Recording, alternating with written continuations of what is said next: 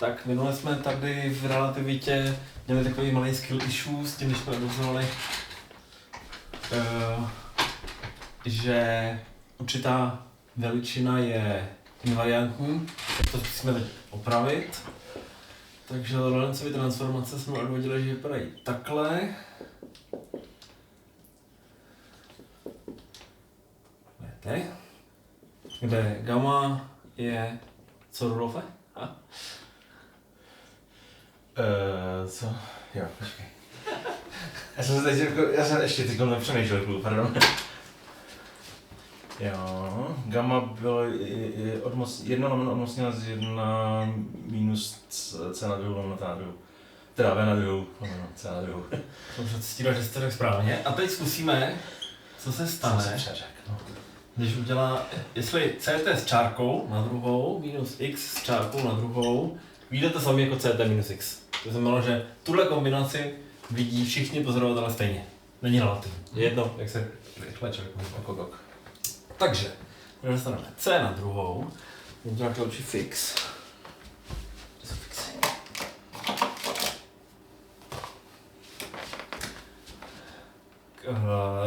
T s čárkou je gamma na druhou, teď to radši napíšu pomalu, t minus vx lomeno c na druhou, right?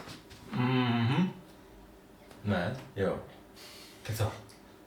C je c na druhou, ano. T s čárkou je tohle celý, ano. takže to je gamma na druhou krát závorka na druhou. Ano, ok, jo. Minus analogiše gamma na druhou, x minus vt na druhou, jestvuje. Já dám gamma na druhou je 1 lomeno tohle, že? Ano. Já to dám do jmenovatele, na minus do společného jmenovatele. Jasný. A tady nahoře dostaneme c na druhou, a teď tady t na druhou, jo? T na druhou. Jakože to rovnou roznásobuješ ještě? Tohle dám na druhou, u nás to c na druhou. Jo. Minus 2t v x lomeno c na čtvrtou krát c na druhou, takže lomeno c na druhou. Plus v na druhou. A proč No počkej, protože je to na čtvrtou. Není to na... Co mám za problém s tím? Tady není nic na druhou, to je 2. Je AB. 2 vt vx děleno c na druhou krát c na druhou. Takže se zkrátí. Je to jasný? Good. Plus tady to je v na druhou, x na druhou, děleno c na čtvrtou, krát c na druhou. Děleno c na druhou. Minus x na druhou. Minus 2xvt, akorát že plus 2xvt. Jo. Plus v na druhou, t na druhou, akorát že minus v na druhou, t na druhou. A to gamma na druhou je... Jo. Jo? Jo. 2vt, 2vtx, Ano. pryč. No a teď tady máme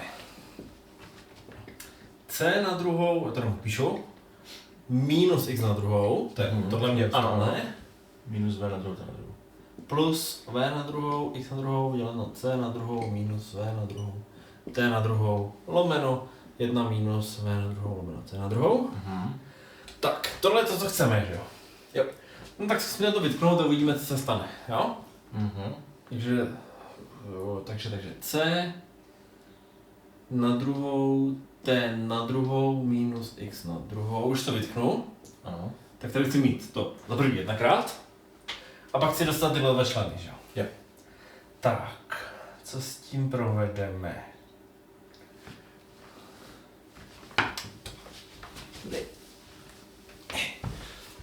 V na druhou, x na druhou, lomeno c na druhou.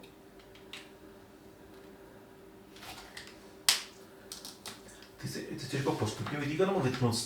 Chci tady napsat něco. Z celého toho čítatele vyčítáš tohle. Jo. Jasně, takže jedna na druhou minus. děleno c na druhou. To by mělo víc.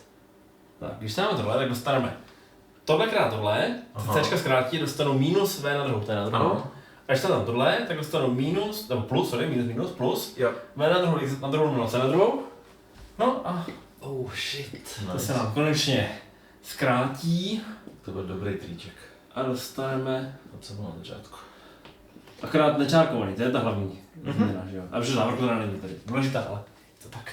A jsme dokázali, že tuhle kombinaci vidí všichni stejně. Jo. Tak a to povede k trošku divný geometrii speciální relativity, protože normální geometrii to nevidí lidi stejně. OK. Michal by na tebe byl pyšný, kdyby se doma nahnažal bitcoiny nebo něco takového. Tak. Takže, tady